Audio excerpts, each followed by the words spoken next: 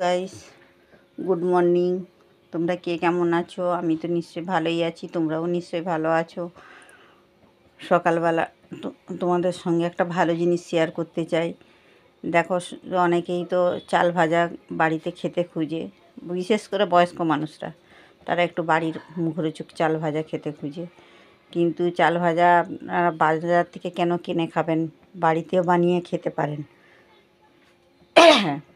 চালটাকে ভালো করে, মুড়ির চাল নিয়ে আসবেন, নিয়ে এসে ভালো করে চালটাকে ধুয়ে নেবেন, নুন হলুদ মাখিয়ে ভালো করে রোদ্রি ভালো করে শুকনো করে নেবেন, একদম টকটকা শুকনো করে নেবেন। শুকনো করে নিয়ে একটা কড়াই বসাবেন। দেখুন আমি যেমন বসাচ্ছি, এই যে বসিয়েছি কড়া বসিয়ে কড়াটা দেখুন প্রচুর হিট হয়ে গেছে। কড়াটা প্রচুর হিট হয়ে গেছে। এবার এর মধ্যে দুটি দুটি করে চাল দিতে হবে। দেখুন পুরো মুড়ির মতন উঠে আসবে।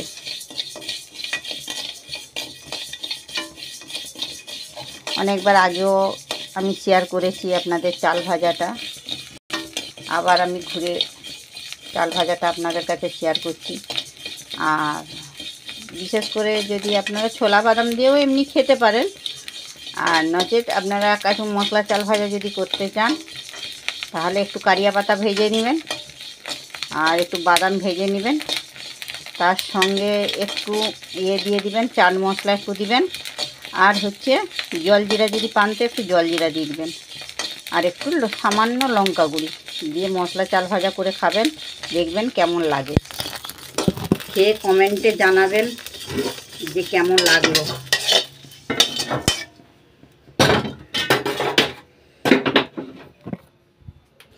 কমেন্টে দেখুন কি সুন্দর চাল ভাজাটা হয়েছে। এই দেখুন ফলকা ফলকা চাল ভাজা, দেখছেন?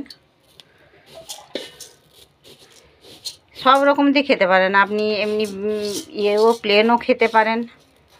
অনেকে পেঁয়াজ লঙ্কা চাট করেও প্লেনটাও খায়, অনেকে আবার মশলাটাও খায়। আপনাদের মশলাটা তো বললাম, ওইভাবেও খেয়ে দেখবেন, খুব সুন্দর লাগবে, একদম পুরো মুখরোচক খেয়ে। একদম দেখছেন হাফের বেশি মুড়ি হয়ে গেছে। এইভাবে ভাজবেন, বালিরও প্রয়োজন নেই, নুনেরও প্রয়োজন নেই। অনেকে নুন দিয়ে ভাজে বালির বদলে, আবার অনেকেই বালি দিয়ে ভাজে, কিন্তু বালিটা দিবেন না, বালি দিলে বালি বালি লাগবে। একদম প্লেন ভাজবেন, দেখবেন দেখুন খুব সুন্দর, দেখুন পুরো মুড়ির মতন উঠে আসবে। কিন্তু হ্যাঁ, শুকনোটা একটু ভালো করে করতে হবে।